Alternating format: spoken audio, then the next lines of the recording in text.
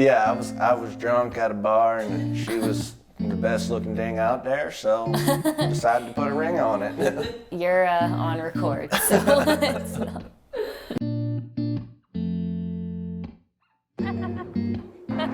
Perfect.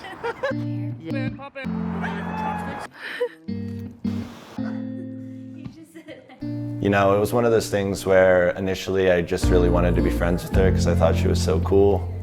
And yeah, then things just kind of went from there. The rest is history.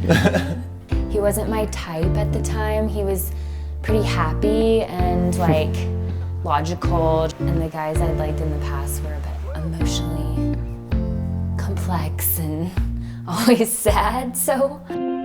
But it wasn't like romantic at first. And Allison and I became better friends. I started to develop a crush on her, so I'm one of those people that isn't very assertive when it comes to crushes, so I always like to try and do like subtle things to like let someone know. And I think Allison finally broke down at some point and realized like what was happening, so the tactic worked. And then later when my parents came to visit, Steve was adamant about bringing my dad cold brew, because I had mentioned to him, my dad loves iced coffee, it's hard to get iced coffee in the winter in Europe. And he's like, I'll just make him my finest cold brew.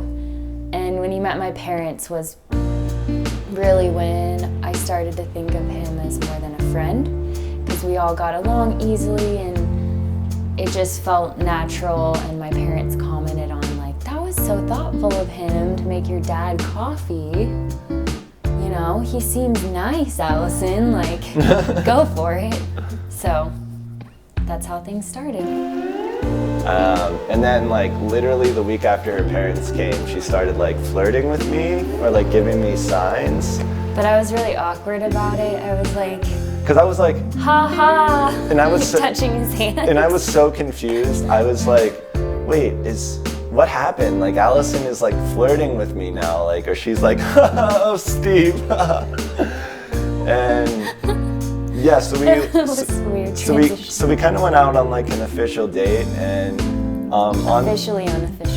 Yeah, officially unofficial date, and then Allison put her head on my shoulder, and I was like, that was my big move. That was the move, and that was the moment that I was like, man, this is crazy. It was like so many emotions hitting me at once. I said I love you first. But I said it immediately after. True. Yeah.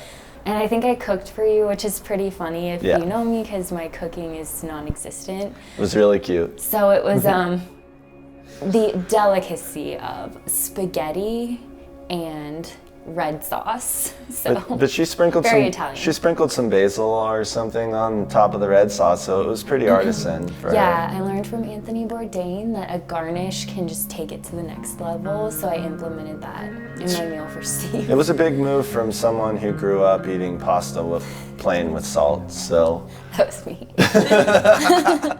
But yeah, I lit candles, and then I was all weird, and I was like, I love you. And then he said it right back, so I didn't have that period of worry or doubt. So thanks. And I was waiting, like I had felt it. I was just waiting for the right moment, but she just beat me to the punch. I think we're both really looking forward to just like starting a family and making a home. Like, so in the short term, you know, we just moved in together and we've had a lot of fun just sort of making this small apartment into our home. But we both sort of feel like we're ready to like get a house and like start to lay down roots and make a homestead. And then obviously with that, it's like, you know, we want a dog, we want kids. We've already started looking at dogs. We've already started talking about kid names, so. Meeting in Europe and traveling a lot, we're just kind of like on the move people and go, go, go. And I think we're both ready for that point where we have more of like a steady existence and have a little nest we can call ours. And I think that will be cool to make it our own. Yeah. But also just sharing all the experiences, because before I met Steve, I saw a lot of beautiful things, but it's just different when you have someone to share it with. And a dog. And a dog. And a cat. Well, We're on the fence on that one.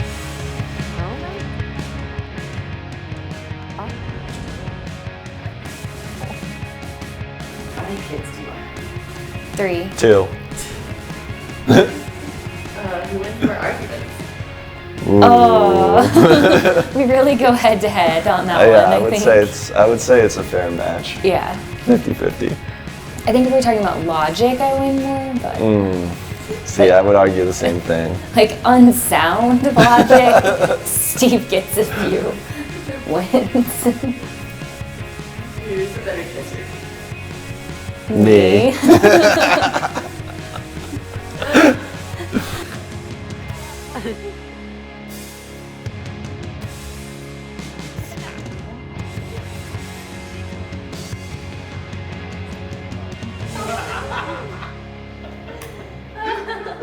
Wait, so whoever has the Bottom lip is the in their mouth. they're the dominant, yeah.